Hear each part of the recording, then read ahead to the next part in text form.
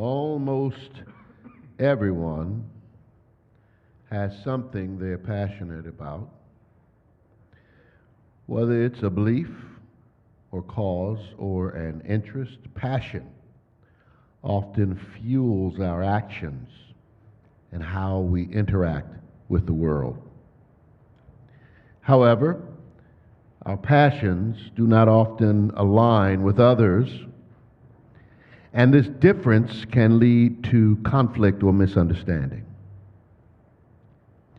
So I want to explore with you the difficulty of meeting people where they are and how we can cultivate a practice of deep listening to become better listeners, especially when others' passions challenge our own.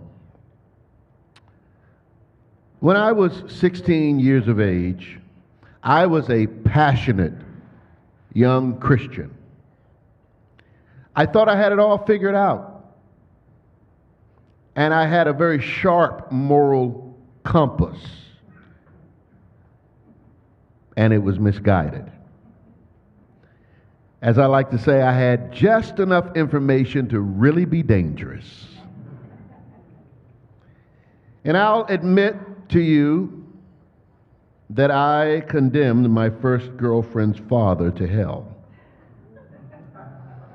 I actually told her to her face that your father is going to hell because he fought in the Vietnam War.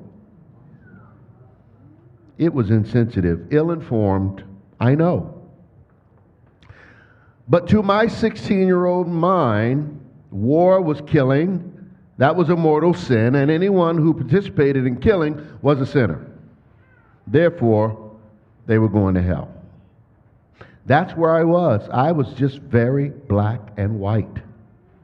At the time, I was attending the United Methodist Church, the church I was reared in.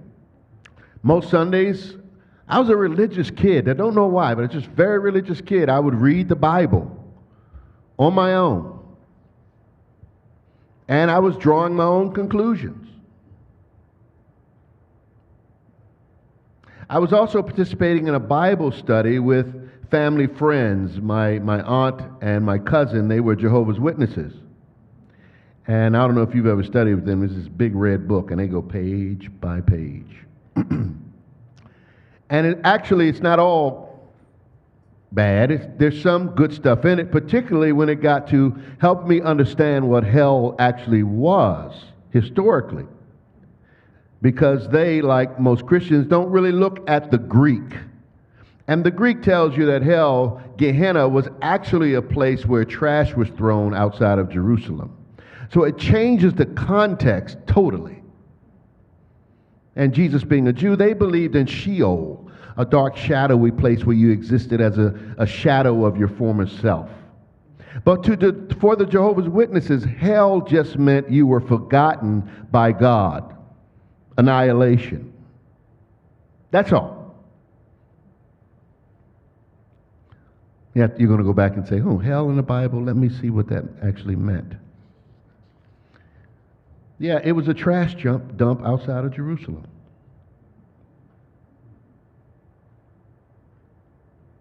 So all of this was impressionable. All of this was affecting my young, fragile psyche.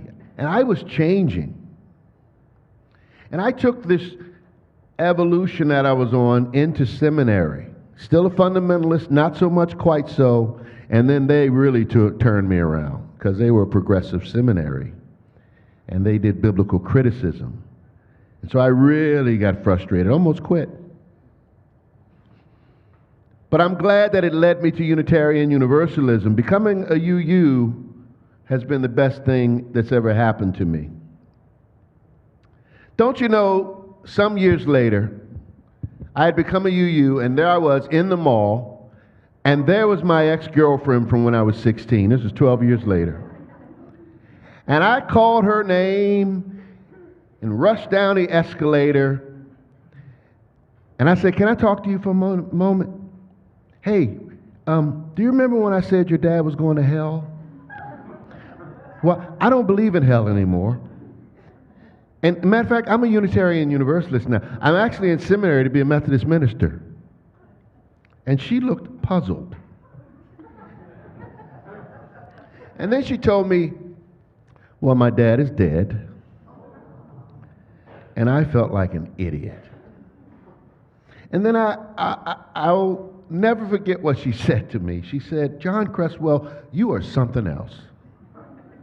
You went from a diehard Christian to a liberal Unitarian. You went from one extreme to the next. And then she walked away chuckling and shaking her head. And I had a stupid look on my face. But that has always stuck with me.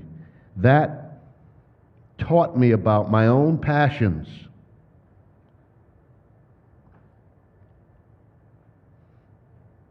That I needed to give others and myself space to change. And I realized I had changed a lot in 12 years. And it reminded me that no matter how much zeal I had for a belief, I needed to make space for others and myself. Check yourself before you wreck yourself. Check yourself before you wreck yourself. Check yourself before you wreck yourself.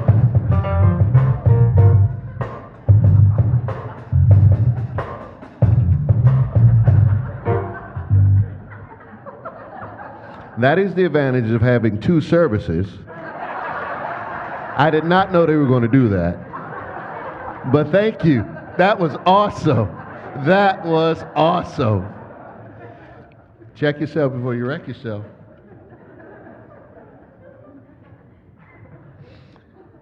And that zeal eventually, what goes up must come down, that zeal, that passion eventually became impassiveness and apathy in seminary. And then eventually a full-blown depression. I mean, all the things I was so self-righteous about, I no longer believe those things. And then there was this faith that said, come on in with your belief and disbelief. It was manna from heaven. Save my life, this religion.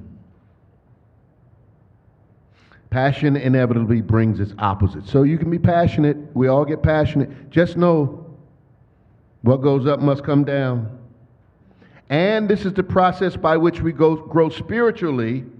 But we have to be what I've learned that you have to be mindful about your zealousness. Because we can cause great harm. And I also know that being passionate feels really good. I mean, it gets your blood flowing. It makes you feel alive. You remember when you first fell in love with a person?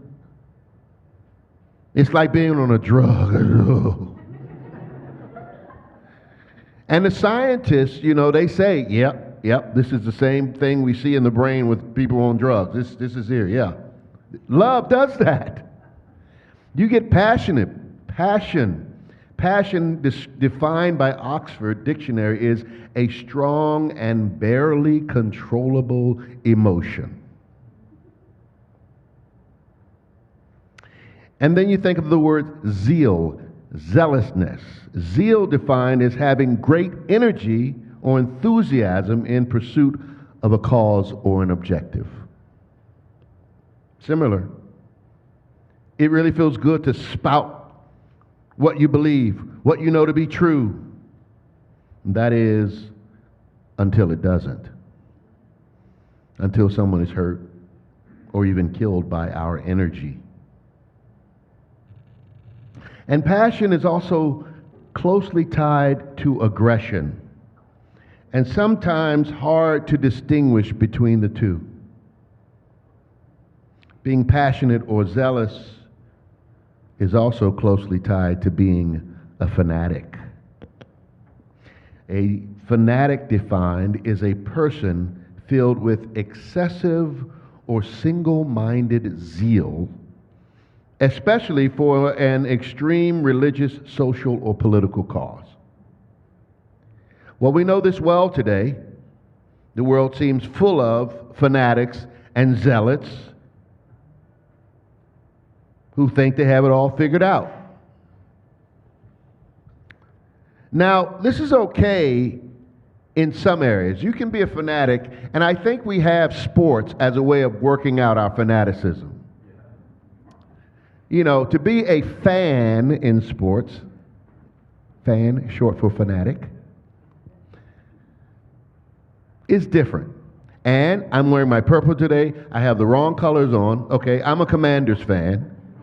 Somehow, I put on purple. I grew up in Washington, D.C. I'm a Commanders fan. But I put on purple because this shirt was pressed. So it looked good. I said, I'm going to wear that. And then I put this thing in the pocket. I'm just like, what is going on? It's because my son Zephyr is in town from college, and he loves the Commanders. Don't know how that happened, but he loves the Commanders. And he and his mom and his older brother are going to the game. And, they're going to be fanatics. I am too at 1 o'clock. I still have a little bit of that primitive tribal stuff in me, so I work it out safely, watching the TV, and I'm going to yell, "Oh!" I was telling somebody after church, I used to go to games, and I didn't realize how wild I could be. You know how in some churches people get happy and run up and down the aisle? Well, that's me in a football game. I swear to you, I did not know I was one of those people until I was at a football game, and I got so frenzied that I literally ran up and down the aisle giving people high fives. We all have it in us. That's all I'm saying. And it's mostly safe at a football game, except if people have had too many beers. There can be a lot of fights. It can turn violent. I've seen that too. But it's mostly safe. So we all have this capacity within us that we have to harness. But the truth is, I don't really like being around fanatics, no matter the cause. It just takes up too much energy and leaves me exhausted and unsure how to respond. I do desire to be sensitive to people's convictions, but it's hard. And fans tend to be all or nothing.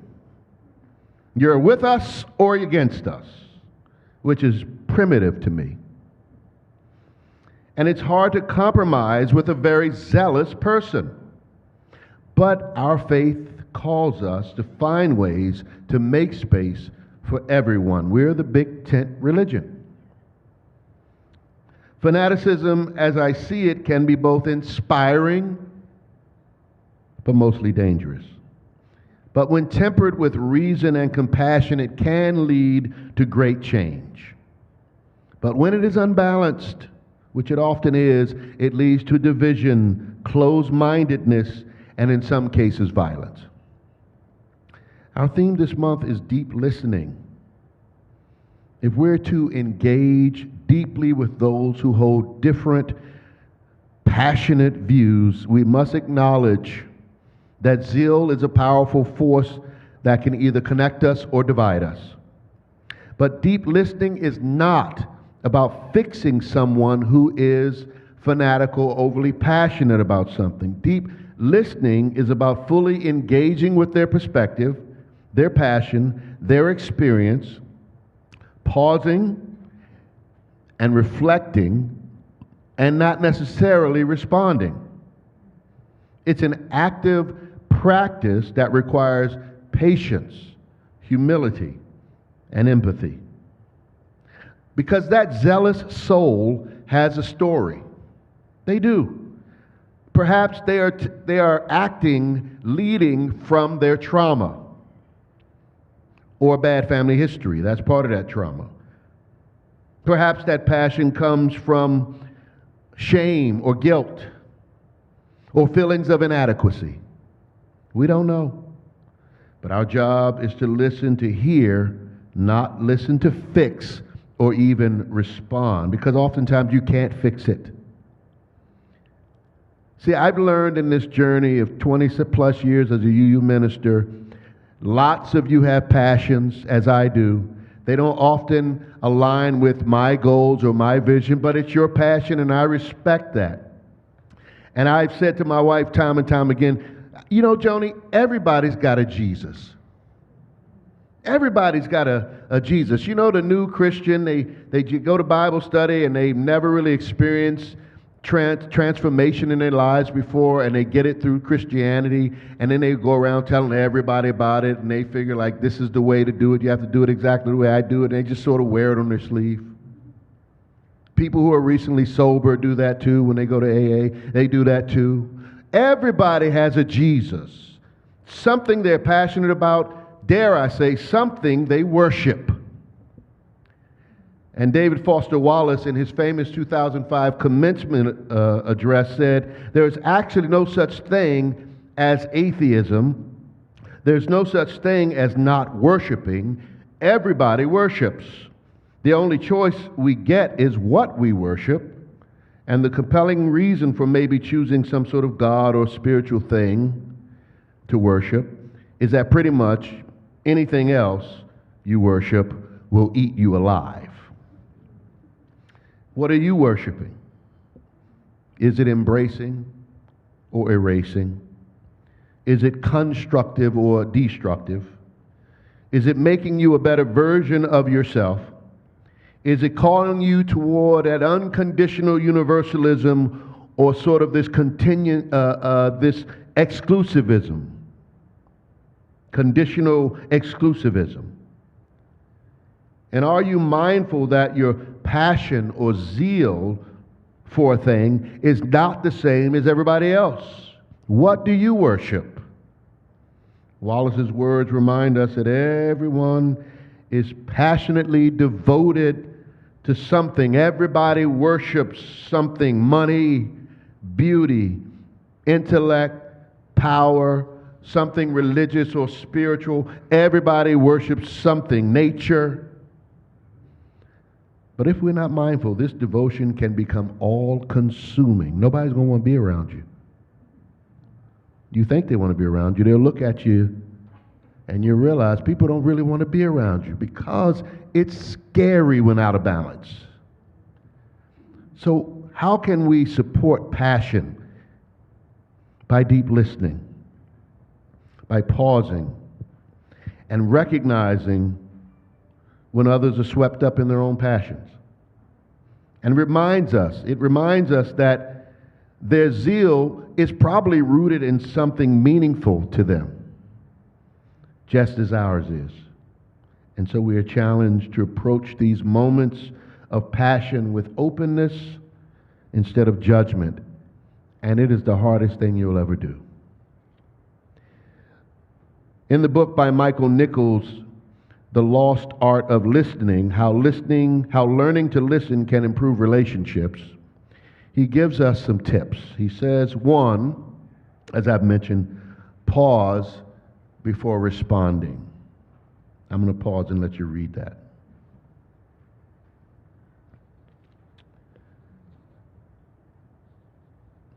He says that we can reflect back what is said by the passionate person. Number two, what I think I hear you saying is this, which slows things down and ensures that they know you hear them and are listening. I'm giving you a chance to read that. He also says that we should ask open-ended questions. Number three, can you tell me more about that? What led you to this belief? And the last one, to be fully present, making sure your body language is in line with your goal of deep listening.